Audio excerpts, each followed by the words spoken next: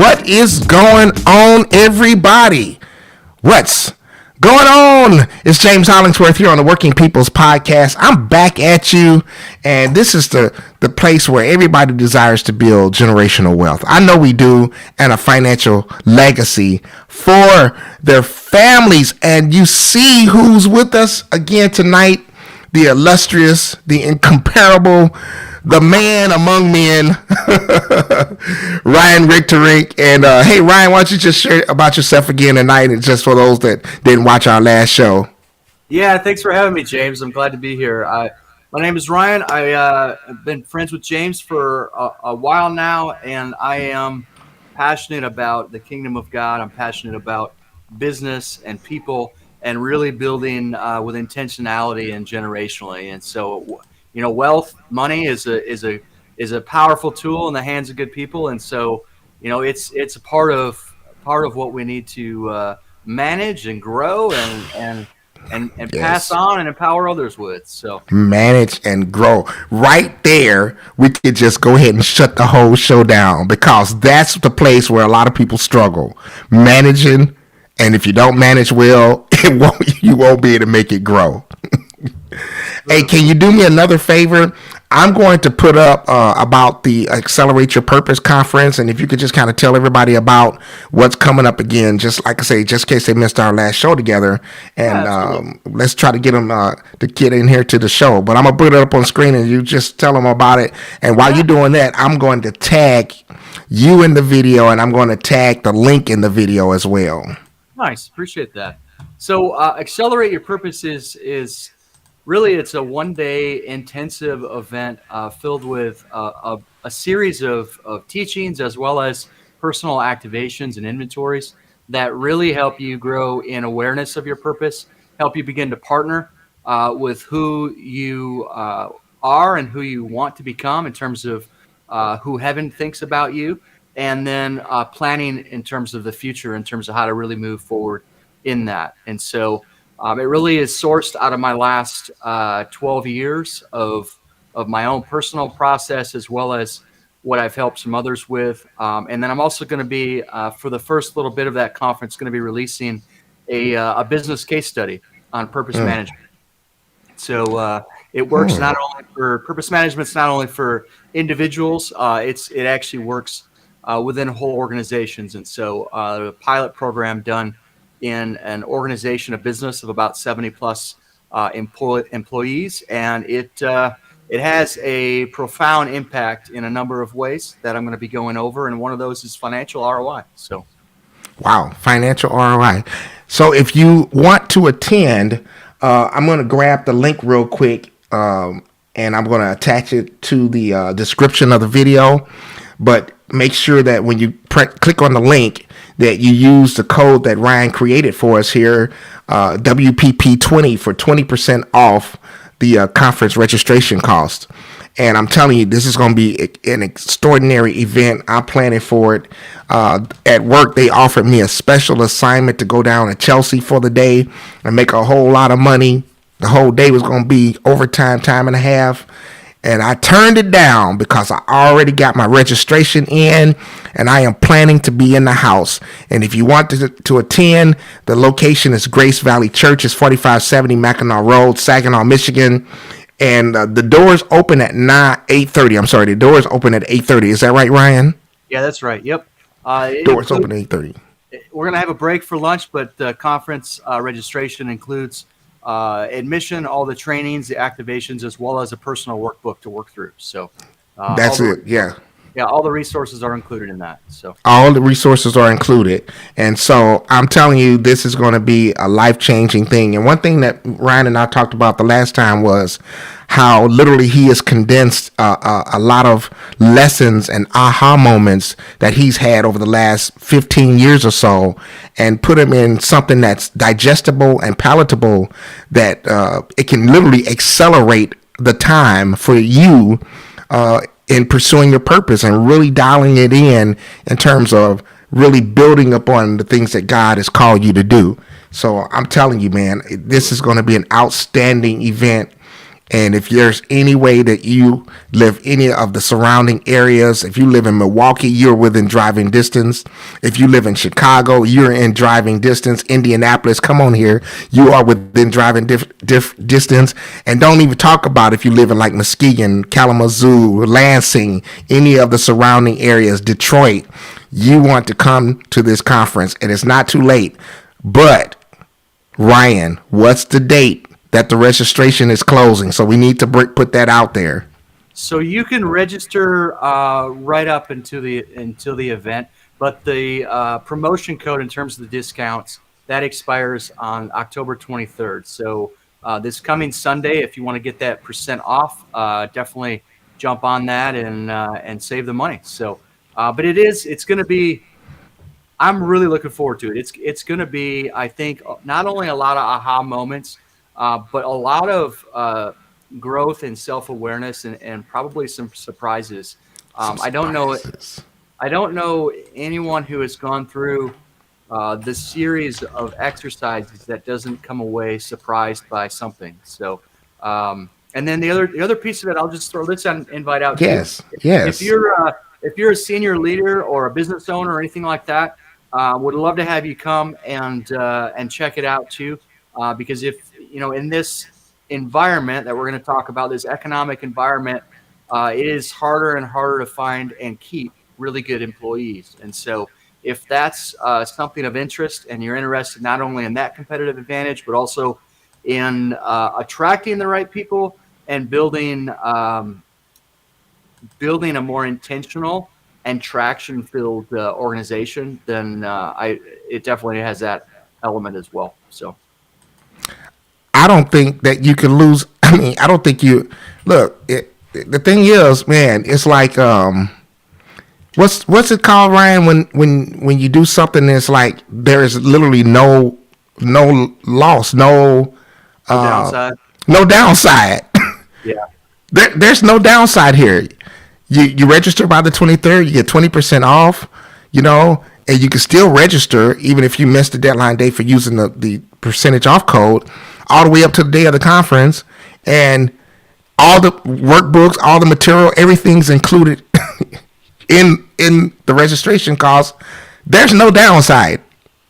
There's no downside. So I'm going to be in the house. And if you don't know me personally and never met me face to face, come out and meet us. Come out and let's talk. Let's chat it up. There's going to be a lot of people that are looking to maybe network and connect on a really on a level to where we can really sharpen each other. So I'm going to definitely keep pushing this right up until November the 5th to make sure that you all come and participate in such an outstanding event that we're going to have. So Ryan, in the description, I kept throwing out different names, right? Because I was like, Ryan, what do you think about calling the show that we're going to do this? I was thinking about making it like really fancy, how I increased my available credit limit from this up to this amount in a recession, or how I increased my credit score in a recession. All that is true, but ultimately we settled on building your credit in a recession. And I don't know about you, Ryan, but what do you think? If you just had to make an anecdotal observation in your own little surrounding circle of people, what would you say most people's credit situation is right now, or just their overall financial situation? I think it's all over the map. I think it really, a lot of it's situational, right? People have things happen that are beyond their control.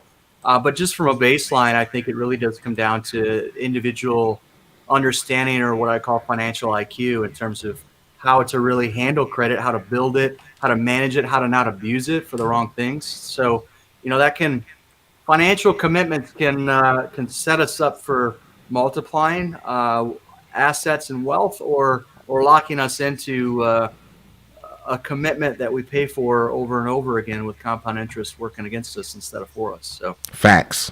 I, in my own little circle of people that I'm connected to, I know a lot of people that's struggling right now. And there's a myriad of different reasons why that's the case, from everything from just not having a certain level of financial understanding, to make certain decisions right now and how to navigate the waters during this time. So I had a question. I was going to save it for you, and I did. Before I tell you what I think, I want to get your opinion about, are we in a recession? Yeah, I know that's loaded. That question's loaded. it is a little loaded. I think on some of the factors we are, and I think there's a early. It also depends on if you're talking national or global, Mm-hmm. um, because there's a lot of national sovereign currencies that are very unstable, and Yes. I think the U.S. dollar is temporarily in a position where it's growing in strength, but that's not out of underlying underlying factors of the U.S. being different, other than the reserve currency. So Facts. I think that's short lived, and I think it's purely because uh, the rest of the world is in a bit of a spiral. So I think we've got our own underlying shaking of the things that will come and show probably soon. But yeah, I think we're in a global recession that we have not fully felt the effects of yet. So Yeah, that's the scary part, and I hate to use such a seem like a it's one of those words like when you're trying to just instill fear in people, you use words like scary and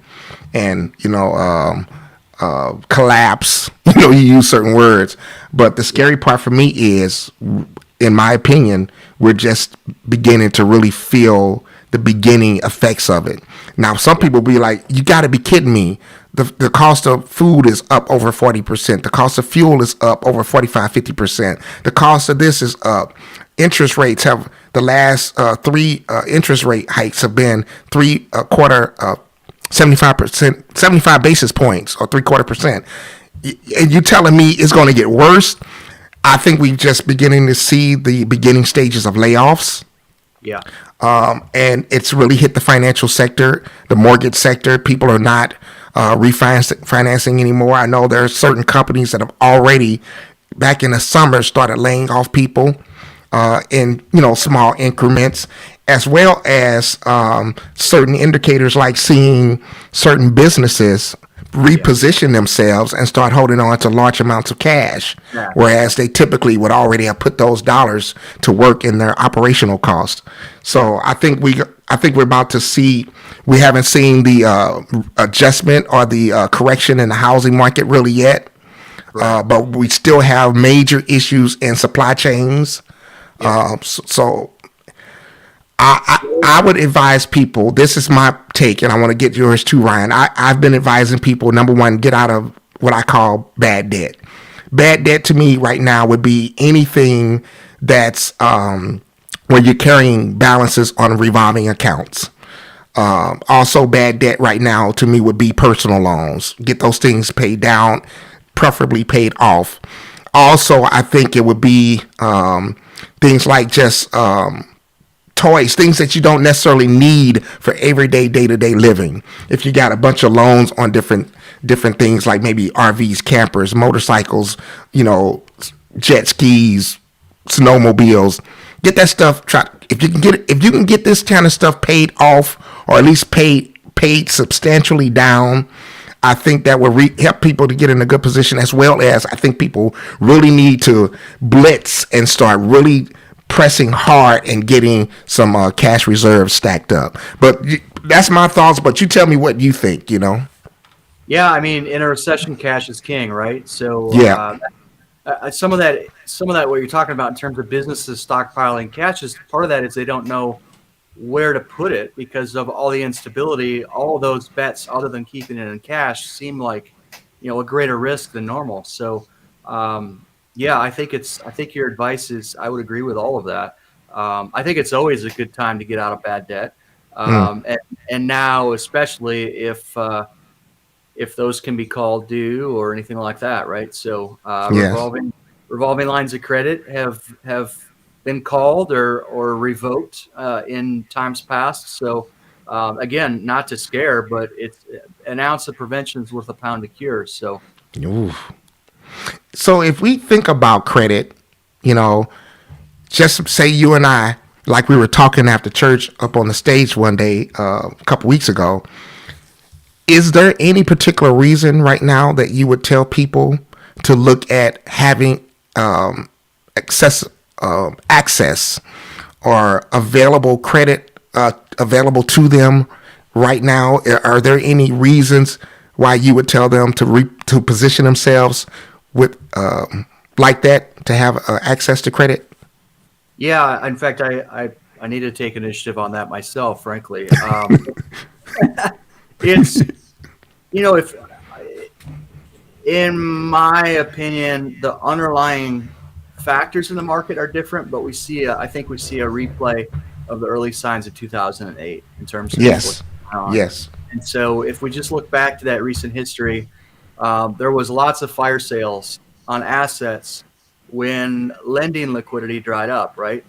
So having lines of credit ready to go makes sense if one wanted to have the available lines of credit to do that. Now, it's no guarantee it'll stay open depending on how that works, but Yeah. having it ready beforehand and approved is definitely going to be a step ahead and advantageous versus trying to apply for credit because that's Mm. probably not going to happen, right? So It's probably not going to happen. You know, the likelihood of that happening is going to be slim to none, especially after we've already had the type of situation we had in 2008. We know how tight money, lenders got then. I think they're going to even be tighter now in terms of if you don't already have those lines of credit open and have proven that you can manage those, different credit mixes well. I think it's going to be near impossible to really go into and trying to get. You're going to almost have to have a perfect credit score.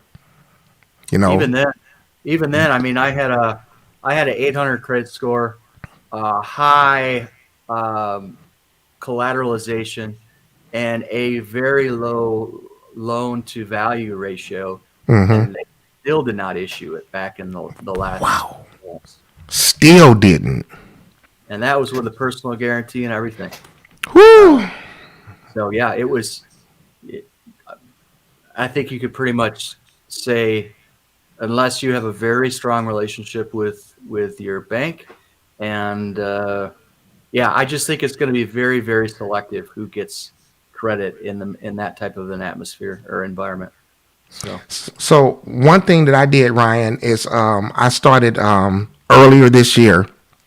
So I've opened up several lines of credit that I didn't have prior to coming into 2022 because I saw the handwriting on the wall.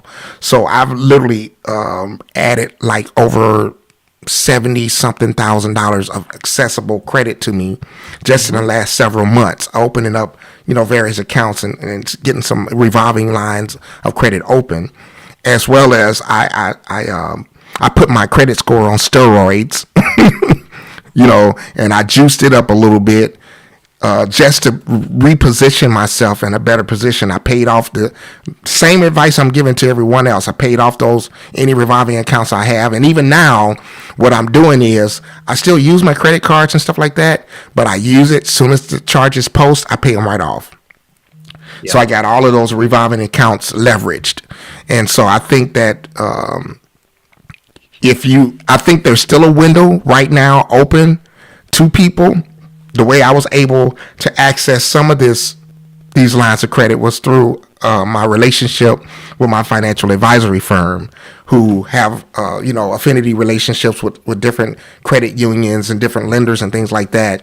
And you say, hey, I want to do this. Give me a referral. And they already have their referral list, and they put you in touch with people. And they don't typically require all the scrutiny and all the different types of documentation and all of that stuff to get approved. And so I really jumped on a quick train, and I was trying to make sure I got access to as much as I could right now before the tides turn. I believe that's going to probably happen in the first quarter of next year.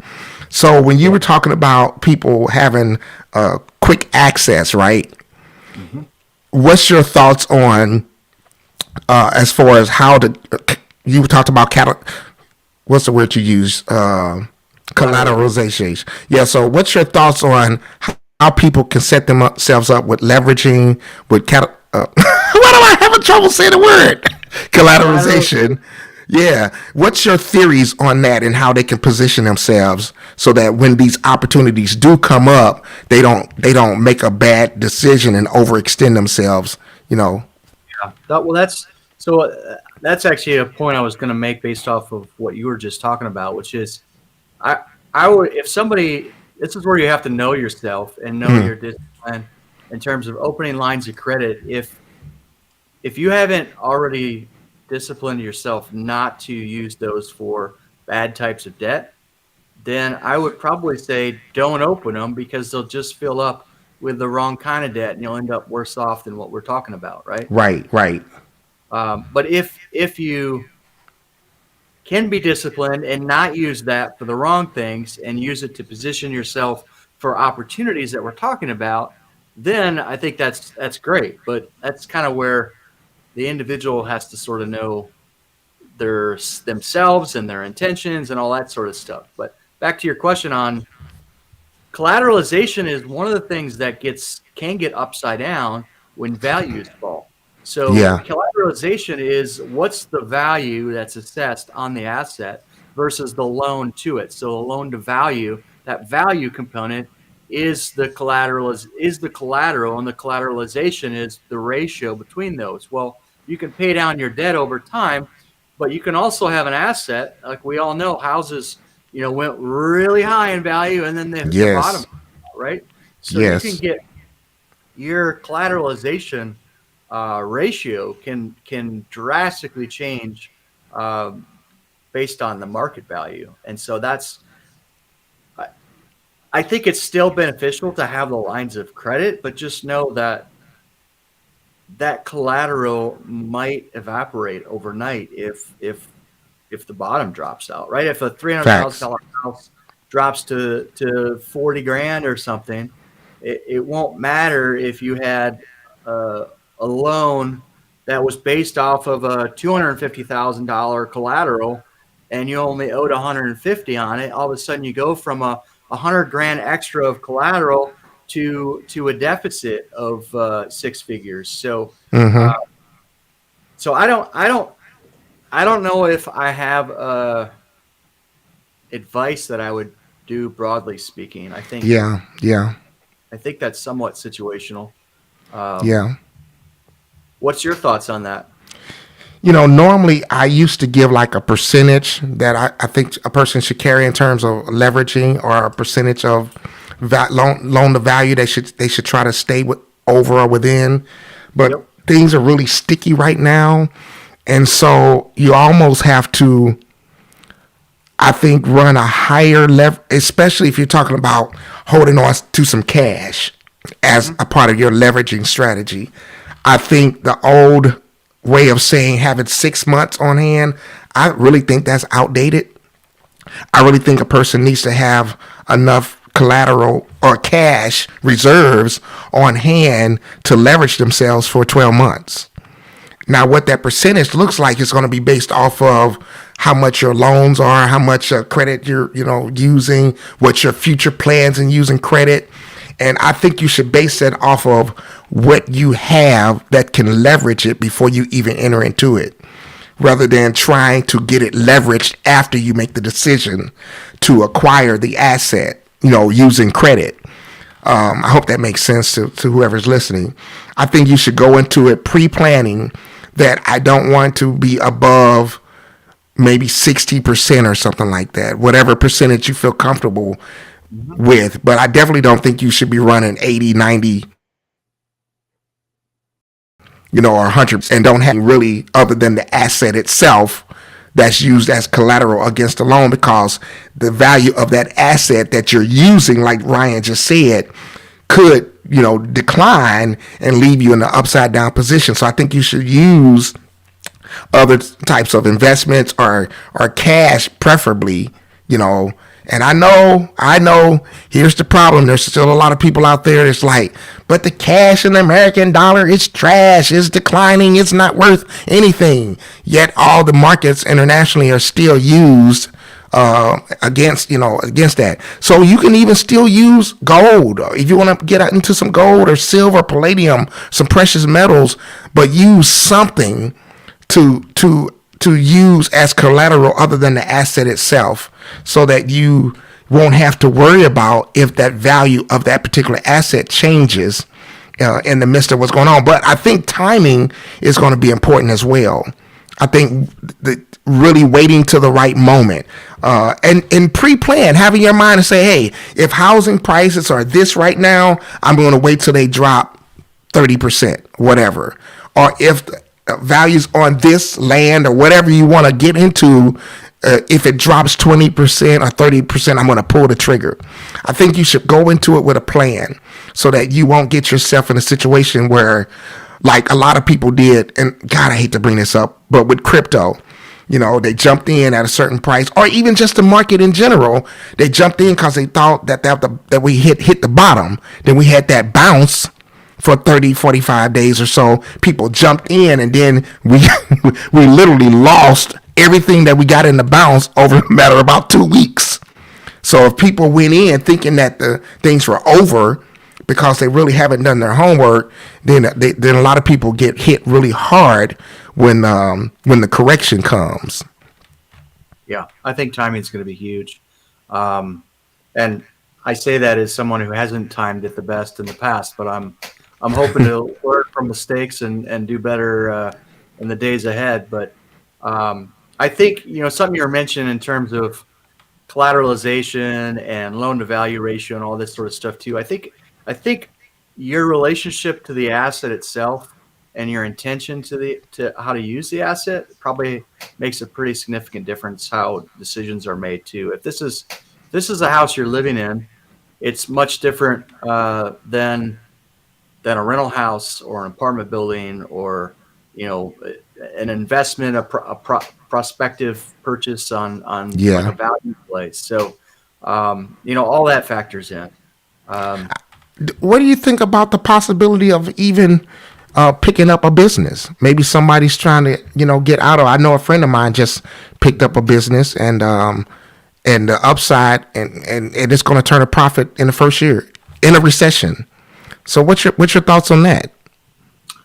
I think in that, so the timing is interesting. I think that's a prime sector for acquiring, especially just based off of the demographics of the boomer business owners that are looking to retire, and the number of buyers that are in the space looking to acquire them is much, much less. So I think actually it's a really great option, not only for people who want to acquire a business, but if you're thinking about starting a business, there might be opportunities to more safely actually acquire one and do some unique strategies for creative financing, even with the existing that they want out, and they're not necessarily positioned well to exit.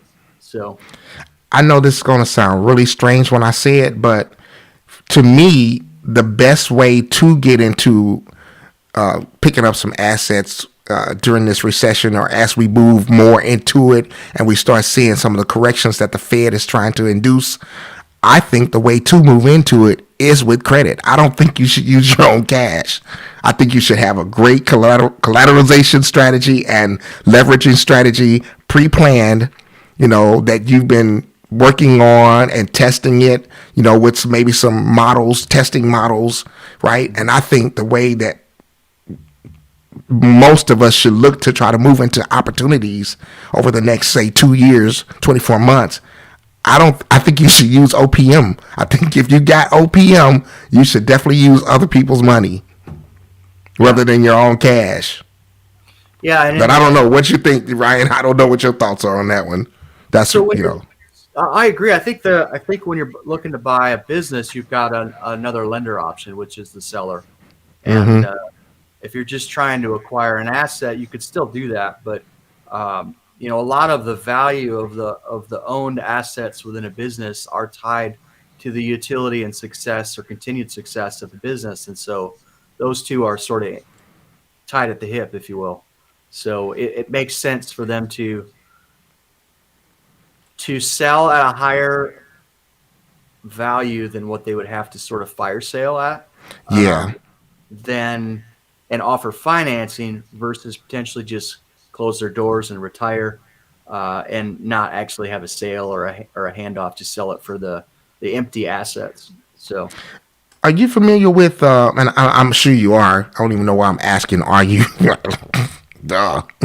But can you now I talk a little better. bit about, hey, if not, you'll just shoot it back to me, right? Right. Your thoughts on that, Vince? But I want to get your thoughts on something that I think a lot of people overlook is, let's say you get into a rental property or some sort, or some business or anything that's going to produce a profit. You can actually, when you go in for financing, you don't have to have a prior history or prior records of, you know, return on investment or return on, on value, whatever. You can actually, the bank will calculate, the projected returns or projected income, cash flow. Yep. Yeah, and can you talk some about that, especially for people that might be looking to try to pick up some property, Yeah. like what happened in 2008?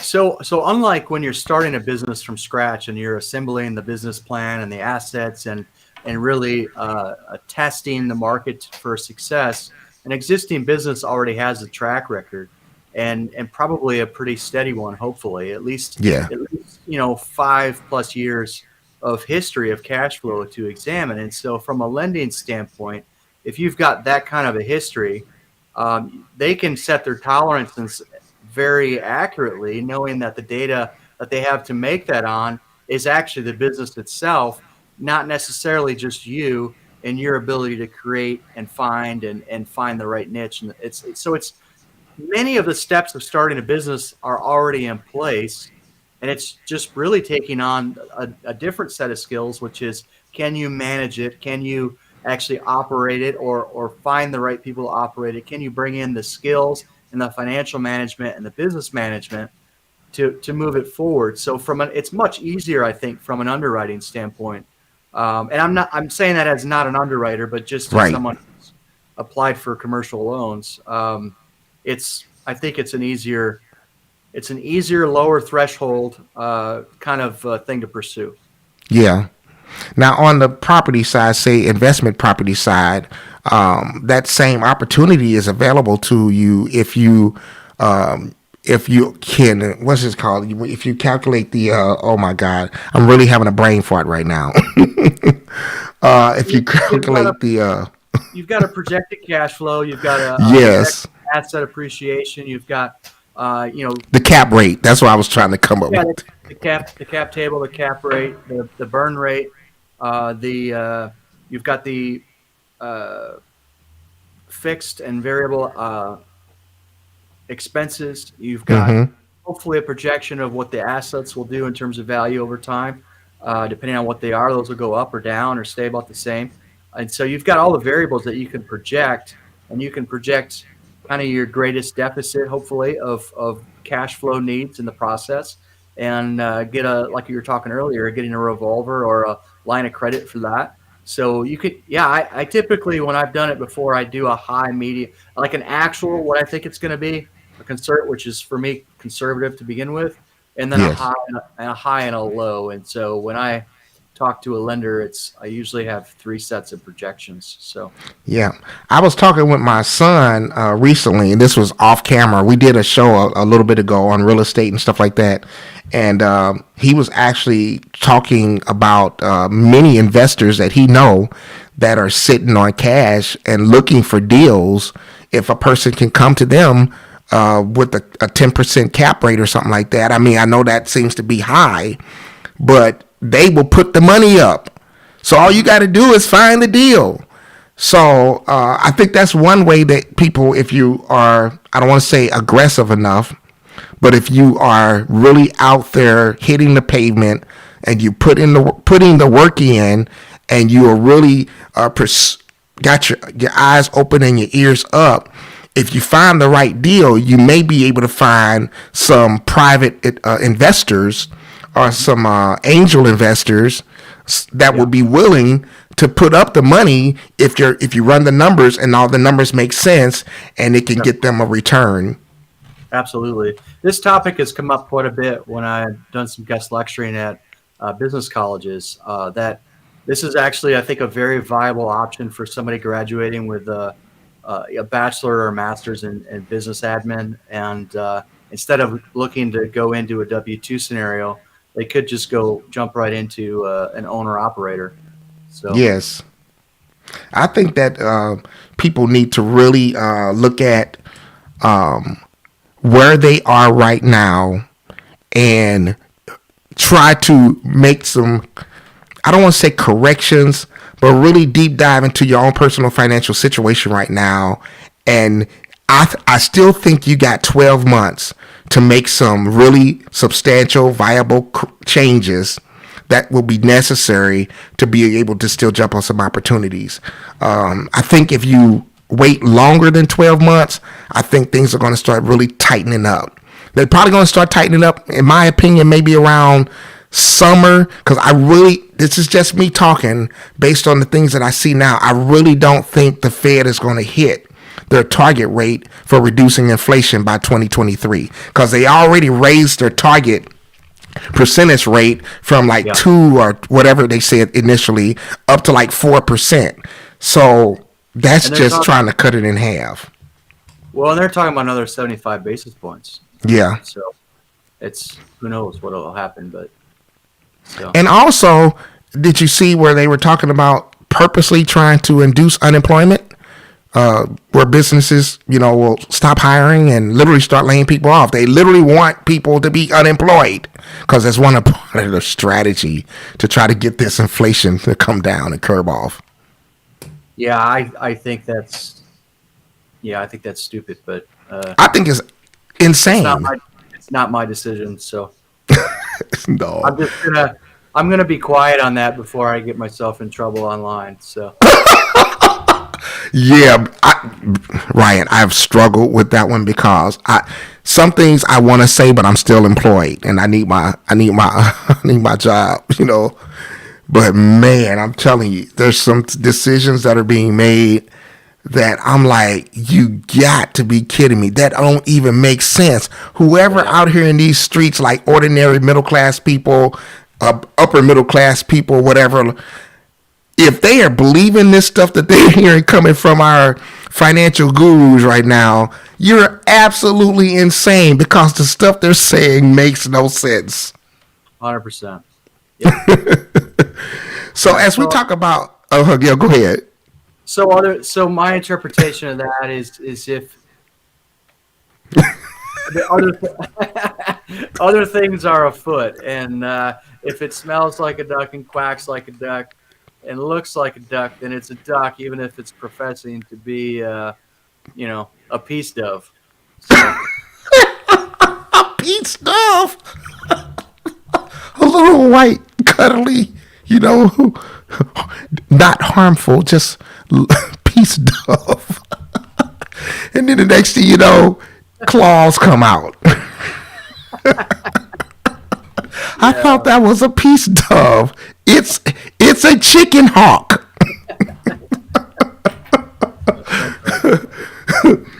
So when we talk about, so I'm going to be quiet before I get myself in trouble. So.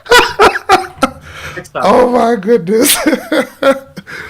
So when we talk about building, let me jump over to this because I think a lot of people, so many videos and things going around now. People talk about, hey, build business credit. And people just think they can just go out and just, because they're telling you, oh, you don't need a business even to get a business credit card and all of this other stuff. But I think some people trying to get ahead. My mom used to say they try to put the cart before the horse. You do have to have your personal credit in check. You can't just run out here and think you're going to rack up a whole 100, 200, $300,000 worth of business credit, and your personal credit is jacked up because, as Ryan said a little bit ago, you do need to put up a personal guarantee when you're getting started quite often.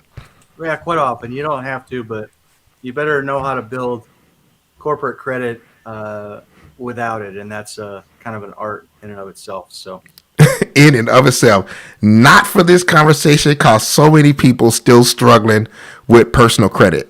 So I looked because I like to do like unnecessary, like I got so much unnecessary information in my head, right? So I looked this all. I want to know what state had the highest average, highest credit scores, and what state had the lowest. And I want to say it was definitely Minnesota had the highest on average.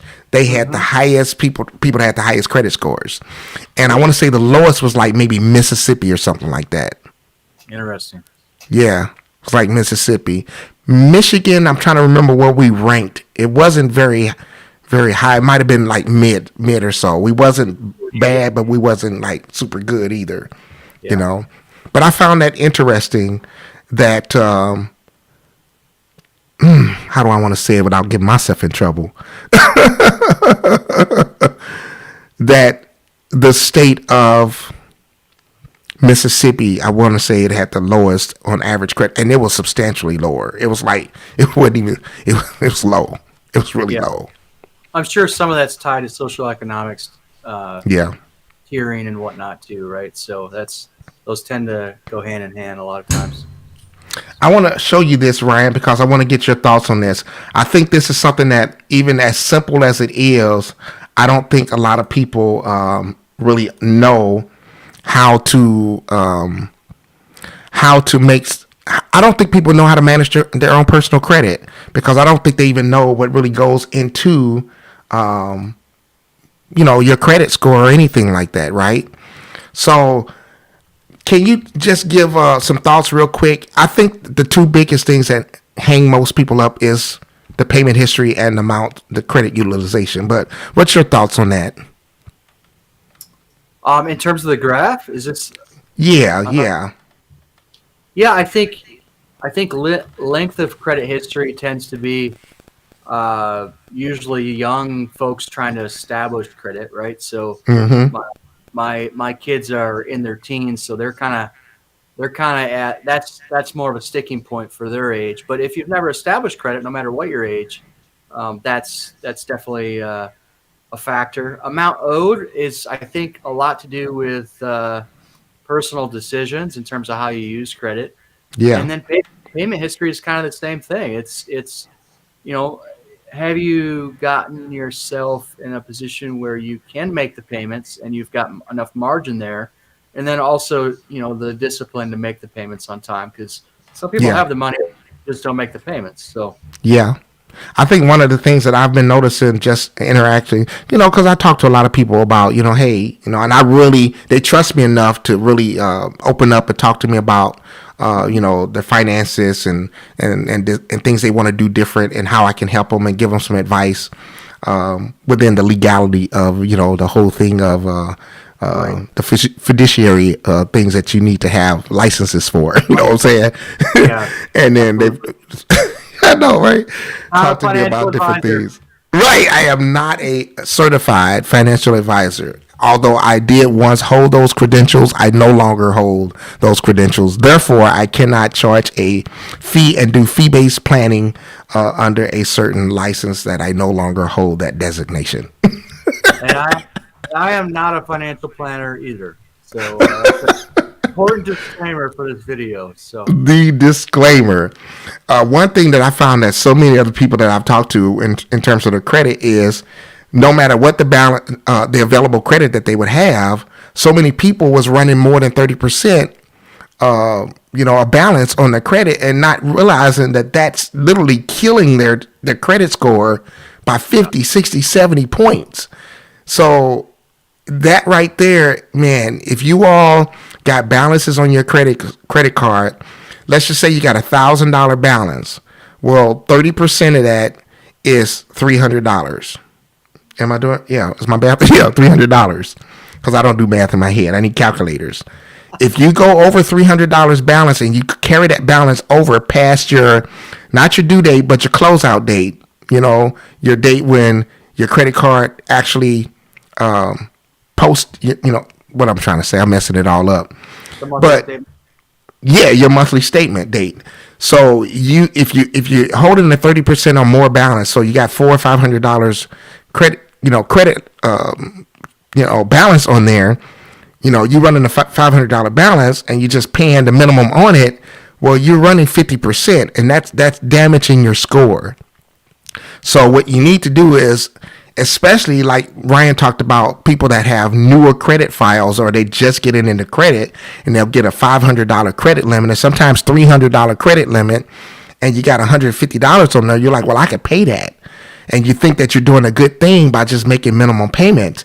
But if you're running over what the 30%, remember, a $300 credit limit, you basically can only use what, 100 and what's the 30, 60, 90, what, $90, if my math is right. So you don't want to run over 30%. Yeah. Yep, on 300, that's 90. Yep. $90. So you really want to get, if you got a $500 balance, whatever your balance is, you really want to get that thing paid down. And really what you should be doing is building up your cash, right? Building up your cash so that whenever you make a charge or charges over the course of the month, that you could pay that off all at one time rather than holding a balance and rolling that balance over from month to month. Think that you're doing great. I've never been late. I'm paying on time, but you're over your 30% utilization, and that's hurting you. And if you do make a late payment, those payments stay on your credit file for ding, ding, ding, ding, ding, ding. Can somebody say 7 years? Boo.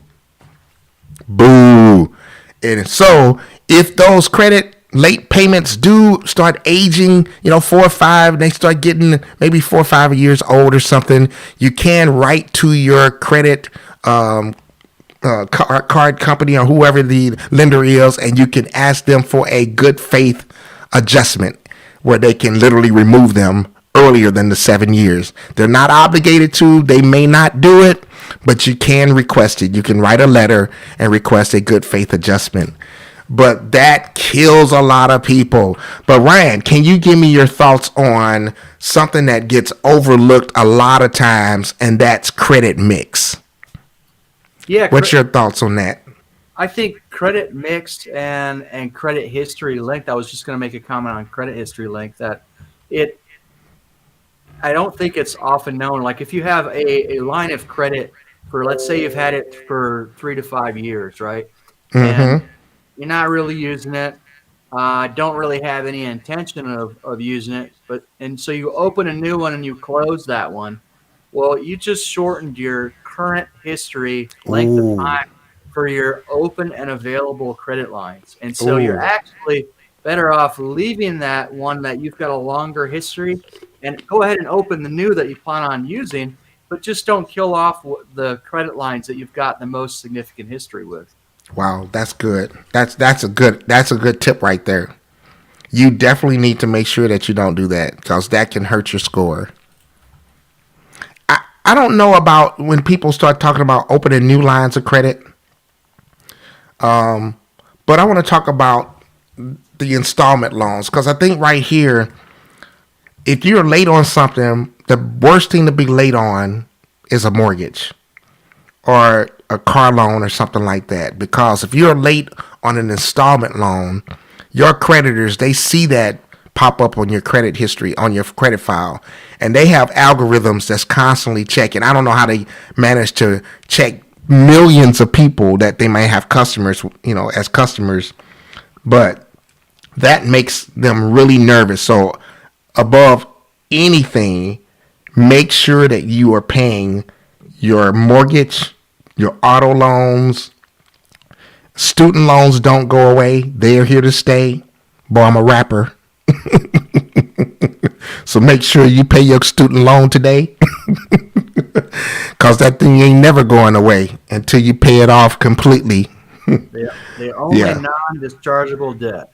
Thank you, Ryan. Is it? Don't you think it's crazy? Let me come out of this.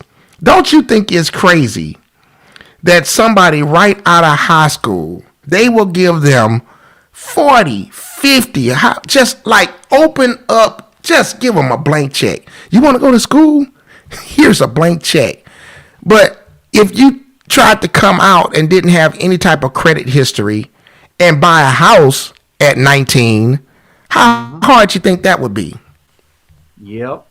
It's it's a different set of rules, and they have a different set of guarantees on those loans. They cannot be discharged, and so I mean, lenders are in the business of making money in the form of interest, and so if Mm-hmm. their interest is secured indefinitely, do you think lenders want to give you more money that they can make interest off of forever? Yeah, yeah, Uh, yeah. so that's the biggest thing about finance is the assumption that when you go to institutions that they have your best interest in Mm, mind. mm, mm, And mm. I'm not saying that many of them don't, but I do think as an industry, based on their revenue model of how they make money, it's those that's often in conflict with what's in the best interest of the individual entering the doors. So Whoo-wee. Before you even turn 23, 24 years old, don't have a house, you know, haven't even established yourself in a career, you could literally be 80, 100, $120,000 in debt yep, and that in this for country some of people, America. that's why they then subsequently can't get a house because they already have a large chunk of that 35% eaten up in other forms of payments. So Yeah. it's a Now, problem. when you say can't discharge it, so you telling me I can't file bankruptcy and get rid of my student loan debts? Nope. What you say? No, it's the only form of debt that is not dischargeable in bankruptcy. It will follow you through forever. And so far, it's not inheritable, but I So wouldn't be far. surprised if that changes at some point too, because the laws on taxation and liability for the government wanting their hands on more and more. That's just my personal opinion that has a Mine too. possibility of changing. But um, yeah, I do know the reason for that. I mean, Mm. because it it it makes sense that you wouldn't want somebody going to get their master's degree, racking up 120 grand in debt, Mm. filing bankruptcy before they ever get their job, and Right. then they start out. I mean, everybody would probably do that, or at least enough people where that fund would no longer exist, right? Yeah, absolutely. Yeah, of course. Yeah. So on one Yeah. hand, tighter regulations make sense to prevent Hmm. that, but the whole indefinite aspect of it is seems to be uh, beyond the scope of what's needed. So There's been a resurrection. God, I hate to use that word, but there has been a resurrection on bankruptcies filings, right? mhm. And I got a philosophy about it. But before I put my foot in the back of my throat, I need to hear from you, Ryan, because I was just talking to a friend of mine about they know someone who's having some challenges and they're going to file bankruptcy. I Mhm. also got some personal people that I'm connected to have recently, within the last year or so, filed bankruptcy. And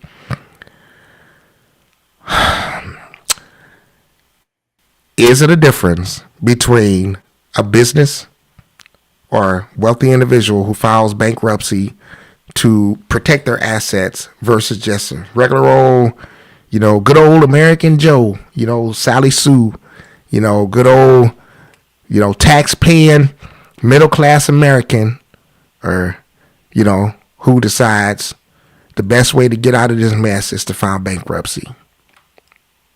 I want your Yeah, thoughts on that. um, there are significant differences, but I'm cautious about how broad a paintbrush I want to paint with either one, right? Yep, absolutely. Because I think there's good and bad actors in each of those, and Mm-hmm. and you're talking about debt restructure versus debt discharging and getting wiped off. Absolutely. Right? So Exactly. you've actually got two forms of bankruptcy that um, can be exercised, I think, by individuals and businesses, both of Yep. those. So True that. they're different. They're different processes. But I think a lot of this, in terms of, especially we're talking about the kingdom, right? The kingdom of God is about the heart and the intentions. Mm-hmm. And there are people who get in situations that are beyond their control, and they don't have any other choice. And then there's some people who just don't want to keep their word and don't want to pay back, and it's really Yep. actually, Yep. motivated by greed and not necessarily by um, what would be circumstances where there's no other way out. And so Yep. I think bankruptcy holds a kingdom escape. You see in the year of Jubilee Yes. in the Absolutely. Bible every 50 years, and a reportioning of debt with the idea that we don't want people forever in debt Yes. as a society in terms of that background. So, it plays a good role. It, like any tool, when it's used correctly, it can be used for good, and when it's not, it can be used for. You could take the same knife. A surgeon can heal someone, and a murderer can kill someone. Right. Yep. So it's a tool, and it should be used correctly. But I think a lot of that goes to the heart. I So agree with you.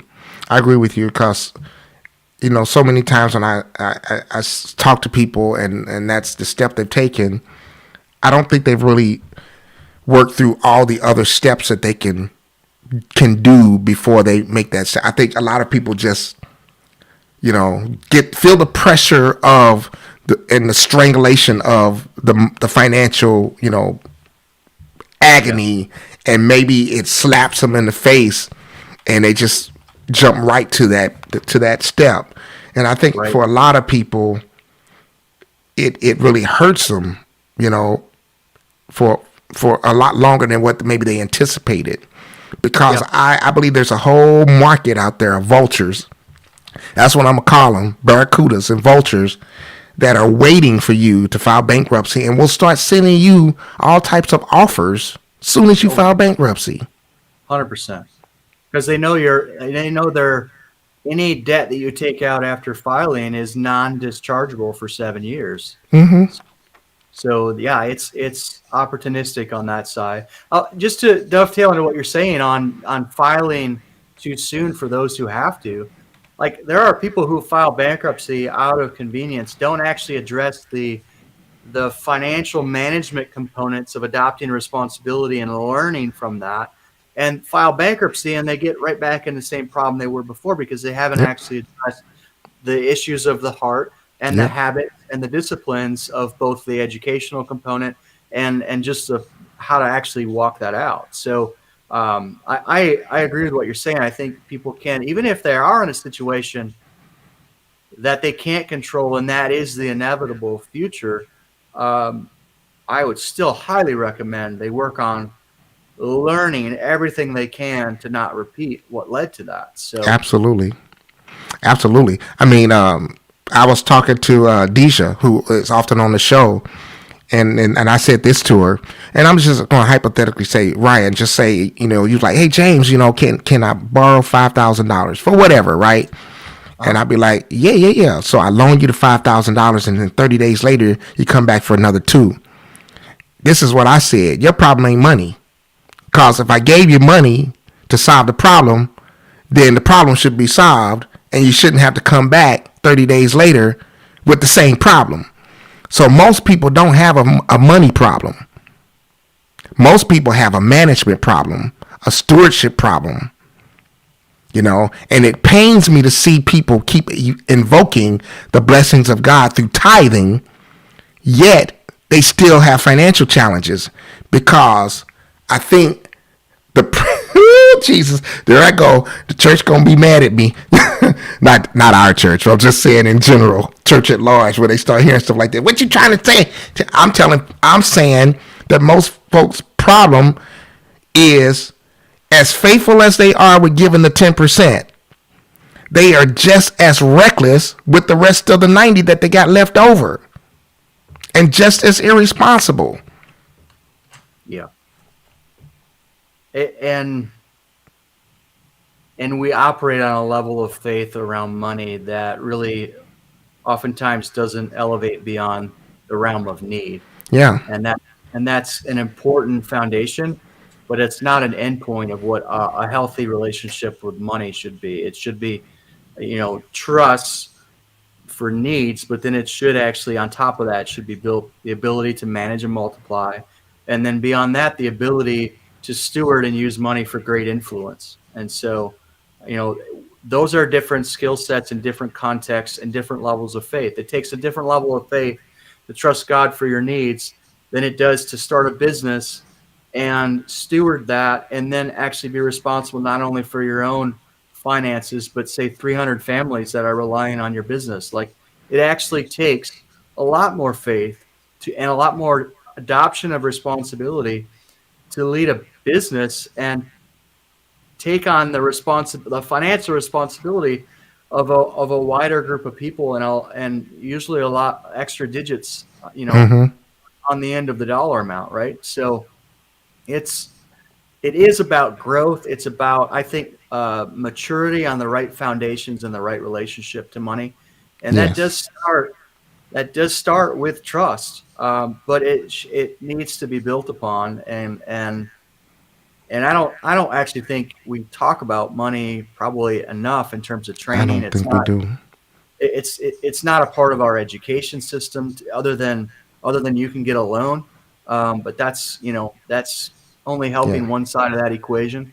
Um, here's the thing about money. Money is one of those things that most quickly takes on the shape and the form of the values of the individual. And so Yes. if you have $100, you can tell what's in someone's heart and how they use that $100. Facts. If you have good things in your heart and good intentions, and you can do a lot of good with 100,000, a million, a billion. Like, Yes. the dollar Facts. amount, the dollar amount doesn't matter. It's actually what's inside and the intentions you have of what to use it with that make all the difference.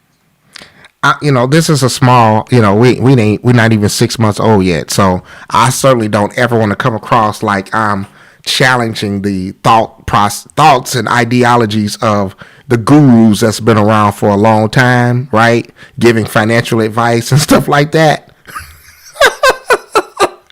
But I will say this. I think the whole ideal of, when we're talking about money and cash, living debt free, I think the struggle is, if you truly want to build generational wealth, it is very difficult to do it with the debt free principle or the debt free ideologies. I don't know, because it takes a lot of cash. It takes a lot of cash if you follow that route. For me, I think the best, and I'm gonna oversimplify it, I think the best way to, if you truly want to build generational wealth, I think it's not even about how much income you have. It's all about how much you have left over, how much you keep, how much discretionary income you have. If you discipline yourself to be able to have discretionary income so that you can invest. So I think the best model is, here I go. I think the best model is, and I'm oversimplified. I gotta give this disclosure before I say it, right? I gotta Well, give a disclaimer. Is use debt to leverage cash flow while you use discretionary income to invest into appreciable assets to mhm. build wealth. Yeah, agreed. Because a lot of like real estate and appreciable assets, they outpace what you can do with what you're paying down, right? And so if you Facts. got on the broader picture of what you're describing, if you can get assets that are compounding at a much greater rate than your interest rate of your debt holdings, Yes. um, and that debt is on those. And at the same time, personally, you can reduce your burn rate of life, so you can increase your discretionary income two ways, right? You can reduce your burn rate, or Yep. you can increase your cash flow, Yep. and preferably do both. Yep. So And I think diversification. My mom was one of the smartest ladies that I know, and she wasn't rich or wealthy, but man, she knew how to save. She had excellent credit, and she would always live beneath her means. The basic principles that we all, I think, should be following. Some of the statistics that I share are like, I think I saw in statistics that said like 16% of people, was it 18? I think it was 16% of people say, only 16% save 15% or more of their income. That most people don't even have 6% left over after expenses, bills, and just living and spending and doing what they want to do with their money. And but I think overall, if a person wants to truly build generational wealth, I think they're going to have some type of credit strategy to do it.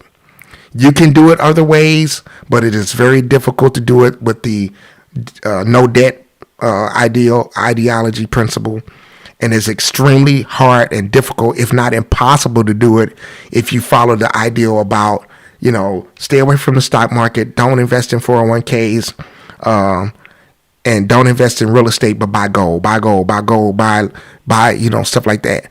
The typical what we saw over the last few years with land, that's not typical to see land and property appreciating at 15-20% a year. It's right. typically a lot lower than that. You'd be lucky if it's going 4 to 6%. Yeah. Well, I think the So last time we saw that was probably what, '07? yeah, exactly. So I think if a person really truly wants to build, and I'll kick it to you, Ryan, truly wants to build generational wealth that they can pass on to their family, I think they need to diversify and use their cash flow wisely to manage their, like for me, example, I keep a house loan for two reasons, and I'm purposely not paying it off because I need some type of tax shelter right now with the fact that we have so many of them that's missing from our personal income, right? So that's a reason to hold on to it for me, as well as it helps me to manage my cash flow so I can take my discretionary income and invest it. Yeah. But Well, to me, the primary reason not to pay that down is if I had the liquidity, would I rather have it in something that's appreciating at well beyond 2 or 3%, yes, or would I pay down and have a guaranteed savings of whatever that loan amount is, right? So it's I think it's very situational. I think generally speaking, it makes sense to hold that note as long as, but there's other factors involved, other right? So factors, yeah, so money's emotional, and there are people that one or both of the spouses is really uncomfortable, and maybe they have a really significant cash position. Well, it might be worth taking some of that and paying off the loan because of what it frees up right. psychologically, emotionally, right? So, Very true, very true. so I think our relationship to money is has some good principles to follow, like what you're talking about, but there's always like the human factor of Mm, where is someone at, what are the stages of that plan, who are they doing it with. That I mean, there's a reason why financial planners make a personal plan, right? that's So true. That's true. so personally, I'm not really planning to pay mine down for any of the reasons you mentioned. It's just the upside of what it could do elsewhere. Yep, And facts. right now it's locked into something that's a pretty reasonable rate. So, kind of why, right? Yeah, So yeah, yeah. I do think you talk about expenses, write-offs. The best way to do that is, and probably always will be, having a side business, right? Absolutely, 100%. So if someone is really looking for that, my first go-to is not interest write-offs, although that's a part of it. But the tax code is set up to favor businesses. Absolutely. In terms of taxes. So, for $50, you can file an LLC and start a business. And obviously, it needs to be legitimate, whatever you're putting through that. But I mean, that's a viable option for a lot of people that probably haven't done those steps that will greatly offset and have tax benefits. So, and there's a lot of people that I know have side hustles, if you want to call it that, and they haven't capitalized on it by just starting it and making it into an official business. If any musicians hear this podcast show tonight, if you're playing for a church and getting a salary or a stipend or anything, start a business. Yeah. And you can write off anything that you buy or purchase relative to that business. Musical, if you're a drummer, you can write off the cost of your drumsticks. I'm just using that to say, but I know so many guys because I'm a musician and been one for 30, 40 years, however long I've been playing. And I know so many guys that play and they don't use it as to their advantage. Literally, you can write off some of your expenses like airplane tickets, gas, meals, if you're doing it relative to taking your people out that's a part of your worship team or any of that stuff. If you're out with your worship team and you're having a dinner, you can write those things off. If you go somewhere out of town, you can write that ticket off. If you're going there to play at a service or anything like that. Look, there were times when I would go and I would go to even though I wasn't there necessarily playing, I would go to the rehearsal and participate in the rehearsal and maybe say, hey, you go ahead and direct and you can focus on teaching the parts. I'll play the song for you so that I can use this as an opportunity to write off that plane ticket. I don't lie. I use it legitimately but it's important because some people stretch things beyond what they should, right? It's important that it needs to be legitimate.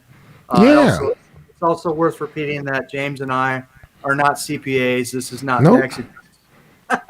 Not CPAs and not tax advice. It's just experience to help people. Yes. So.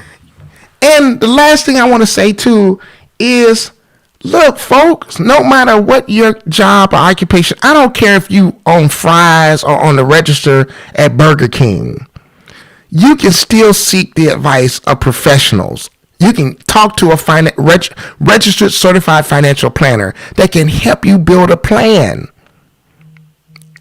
It's not about how much money you make. It's about how well you manage what you have and how much money that you keep in discretionary income and not spending all of it. Living beneath your means. You can seek a qualified, certified CPA, a licensed person to help you to be able to know what to do, because so many of us, we just waste our money, and a CPA can help you to develop a budget. A financial advisor can help you make a plan for using some of your dollars and putting them towards your future. There's so many things that you can do, and you can literally talk to somebody to help you to manage, I want to say it, because so many of us, we don't think about, oh God, I'm trying to say it where I can clean it up, because I know my brain is saying it one way, I'm like, I can't say it that way. I don't know if this is what you're going for, but all of us are in the same boat where we don't know what we don't know. Yes. We don't know what we don't know. My brain was saying, James, just say it the way you know you would say it. And I'm like, dude, I can't say it like that. I got Ryan Rigterink on the call with me. He's professional. If we weren't live, you know what I would say, right? Just say it messy and clean it up. Just say it messy and clean it up. But some of us, all we want to do is impress somebody. Oftentimes, it's the opposite sex. So we spend all of our money doing something just so we can impress people and look good to the opposite sex, or look good to, to our, Yeah, which is more- wasteful. And that's how many of us end up in debt. yeah. It's A so healed, easy to swipe that card. a healed heart will lower your burn rate because you will not buy things to fill holes that are meant to be filled by other things. I'm going to ask you, no, I'm going to go first and then I'll ask you. That way it give you time to think about it. Here's my All right. top 3. Building your credit in a recession. This will be my top 3 things. Number 1, I said, this is the first thing I would say do. This is the number one I think is killing people, your credit utilization. There's not much you can do about your payment history if you've already messed up some things. You just got to start paying on time. But credit utilization, number 1, if you got a bunch of revolving accounts and they're over 30%, get them under 30% right away. That's my number 1. Number 2, when building your credit in a recession is, if you are under a certain number of inquiries on your credit file, apply for some new credit, because quite often if you have low credit limits, low credit available credit and credit limits on certain revolving accounts, it's a lot of times more difficult to get them to increase your limit than it is to just apply for new credit, and quite often they will give you a higher credit limit, right? So that would be my number 2. And my number 3 in building credit in a recession for me, I think it would be, is right now, do not run any balances rolling over from month to month. Pay everything off monthly. You're going to see an increase in your score by doing that, especially if you've had a payment, some discrepancies and late pays that are more than 12 months old to say to 24 months old. If they're in that window, they're starting to get to the place where they're not affecting you as much. And if you start paying everything off monthly, then that's going to instantly give you you'll see some juice added to your credit score and building your credit. So that's my 3. I would say, first of all, get your credit utilization under 30%. Number 2, go ahead and try to apply for some new credit. If you're under a certain number of inquiries, if you only got 1 or 2 inquiries on your credit file, you can apply for 2 or 3 more, revolving lines of credit. And number 3, or what did I say? Number 3 is make sure you're just paying stuff off monthly, and that's going to really help you right now. Ryan, what do you think? If you had 3 things that I know I gave you time to think, so. Well, I've got 2 that first off, I wouldn't disagree with what you said at all, but I was thinking more on the cash side of things. So my first recommendation would be stockpile cash as much as possible, because that's going to enable you to do well. It's going to enable you to establish credit. I would get my number 2 would be, and it's kind of tied into that, is if you have something that you can sell that you don't really need, and you would prefer if you could buy it for 40 cents on the dollar a year from now, I'd suggest selling it, get rid of that, just wipe that debt out. Yes. And get yourself repositioned, like what you were talking about, those 3 steps of reposition into good debt that you are very comfortable with in terms of debt to income, and stop doing whatever's dinging your credit, right? So Yes. Yes. But that cash position, I think, to establish credit is going to be significant. It always is, but in a recession, It's even bigger. I think it becomes an elevated factor. So paramount. One thing I want to write off of what you just said is, one of those things you can reposition your debt on is right now is cars. I've never seen this in the history of my life, where you can literally potentially sell your car even back to the dealer for more than what you owe on it right now. So some folk, I've had a few people hit me up on about some car loan issues. And one guy, I literally advised him, and I know this is controversial, but it would have left him with $6,000 balance after he sold the vehicle, right? I said, look, man, if you're in a tight spot, rather than have this lead into a financial crippling situation, just get out the debt and you'll only have 6,000 left to pay off. I'd rather have 6,000 left to pay off than potentially run into an issue where I can potentially face repossession or anything like that and mess up my credit. Sell the car for the 20,000 and just pay off the 6,000. Get out of the debt. And I know a lot of people would disagree with that, but if you're in a situation like that, rather than have 26,000 still over your head, I just sell it. If they can get you 20, 21, 22 out of it, and just pay the balance off, I think you'll be in a much better position. But yeah, that's just kind of to what you said about repositioning debt. It is a couple factors involved. Obviously, if you need a car to get to work, that's a factor. Yeah. So don't cut your off. Don't do that one. Yeah. Cut off your transportation unless you can buy something less expensive.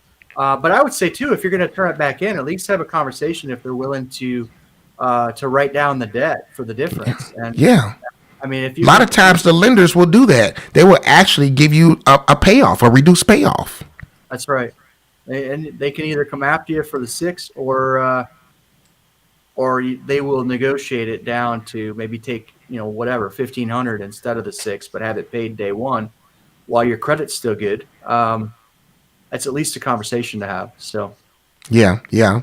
But Ryan, I'm kind of out of questions. Did you have anything that you wanted to spit out? No, just that money is not to be feared. It's to be stewarded. And I think if we want to have influence on the planet, money and good stewardship and multiplication are the qualifiers to do that oftentimes. So I think it's an important topic that is a lot more spiritual and relational than we might think. And love what you're doing here, James. So thanks for the invite. I appreciate it. Can you hit one more thing for me, though, real quick?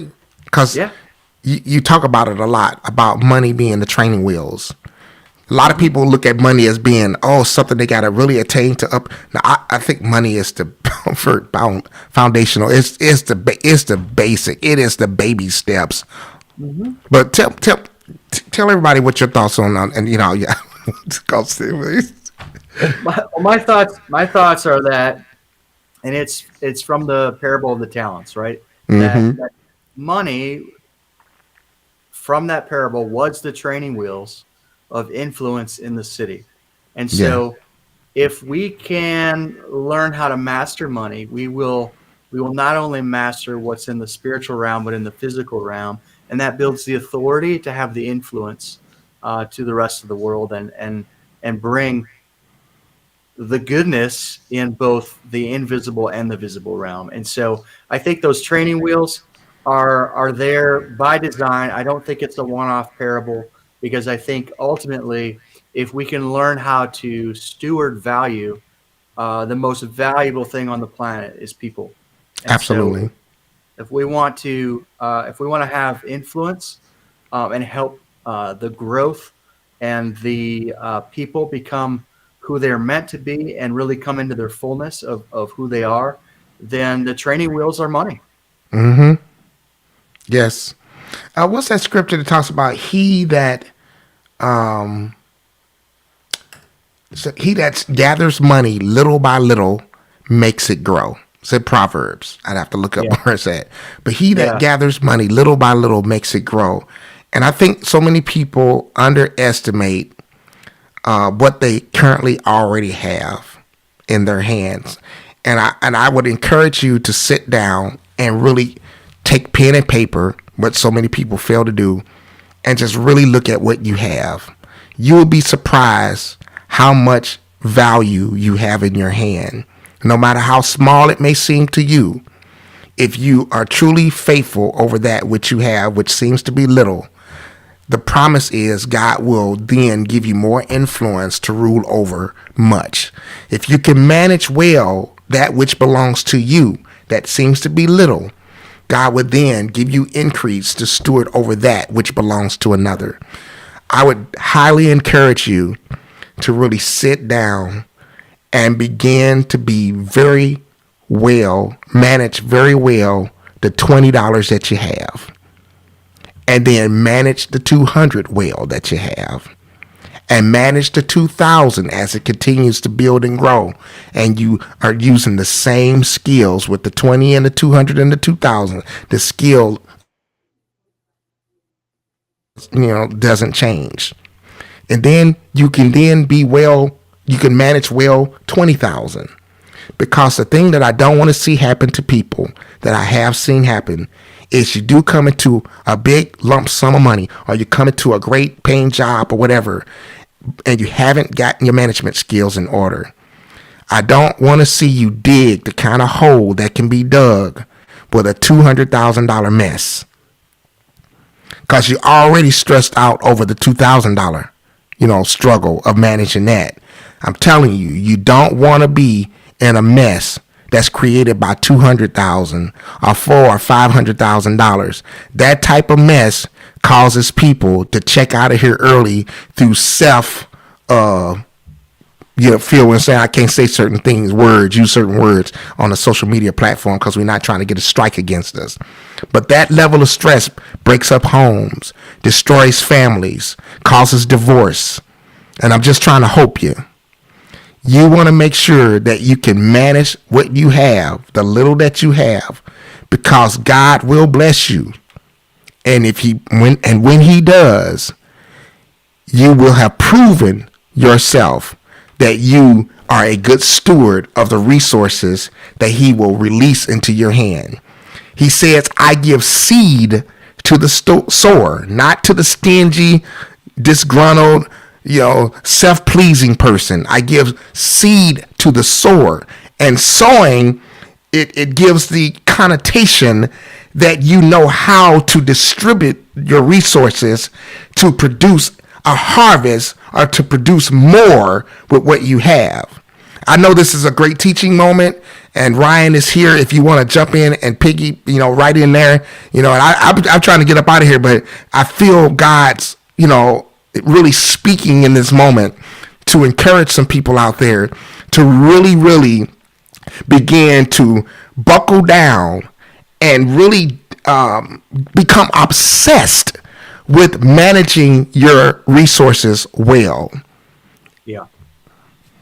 Yeah, I mean, the scripture that comes to mind is don't despise small beginnings, right? I think what you're doing and what you mentioned in terms of inventorying is actually usually surprising and sobering, that the amount of resource that's going through our hands already. Yes. It's probably a lot more than we realize because we don't feel much of it with automation and sliding of cards and all this sort of stuff, right? We actually probably all have a lot more resource flowing through us than we maybe realize. And I'm not saying that doesn't need to grow and be multiplied in and of itself, but the managing of the small is absolutely critical, because it's those steps, and not waiting 5 years from now, 10 years from now. I'll not putting that off as a stage of initiation. Years from now, the earlier the better, because the more that can compound and grow over time. So absolutely. So once again, we invite you to join us and be a part of the Accelerate Your Purpose Conference Intensive. And if you register by, the link is in the description of tonight's podcast show and video. If you register by the 23rd of October, you can use the code WPP20 for 20% off the registration cost. The conference is going to be November the 5th. And it will begin at 9 a.m. The doors open at 8:30, and the address is right there, Grace Valley Church, 4570 Mackinac Road in Saginaw, Michigan. And we really want to see you there. So please come out and join us. Also, if you've been with us tonight, we ask you that you press that, that heart button on there. You'll press that heart. Press the heart. Don't make me come in through the screen and make you press that heart. Press that heart button. Press the thumbs up on the video. Let us know that you've been in the house. If you want to drop some comments give some encouraging words to Ryan. Thank you for coming through again, Ryan. If you're watching on YouTube, subscribe to the channel. Also, I invite many of you that's watching on Facebook. It's going to get a little harder to go and cut down my timeline and find the previous and past videos. So they are cataloged very well on the YouTube page. So go to YouTube, James Hollingsworth, the Working People's Podcast. Even if you type in the search bar, the Working People's Podcast, the channel will come right up. And subscribe to the channel. And also, you can share the video from there, or you can share the video from here. But if you want to go back and see some of the previous videos, the best place to find them is on YouTube, because they're cataloged very well there. But go ahead and share this video with your friends, with your family, with Pookie, with Ray up around the block, with Junebug, your cousin and your auntie them. Share it with them, because like I say, maybe you doing all right. You got yourself financially settled and together, and you doing your thing. But some folk in your circle that's not faring so well. And I also invite you to go back and watch the couple videos ago about the failure of welfare. We need to get our people off of the welfare system. And you will not be able to build generational wealth through living on welfare. So I encourage you to share this video with your friends and family. Help them to get their credit together. Help them to start building up their cash reserves. Help them to be able to start being a good steward and manager of the resources that they have in their hands through their occupation, job, business, or whatever they're doing. So thank you for joining us tonight. But I gotta go. I got to go. And thank you for joining us here on the Working People's Podcast. Thank you, Ryan, for joining us. But we are out.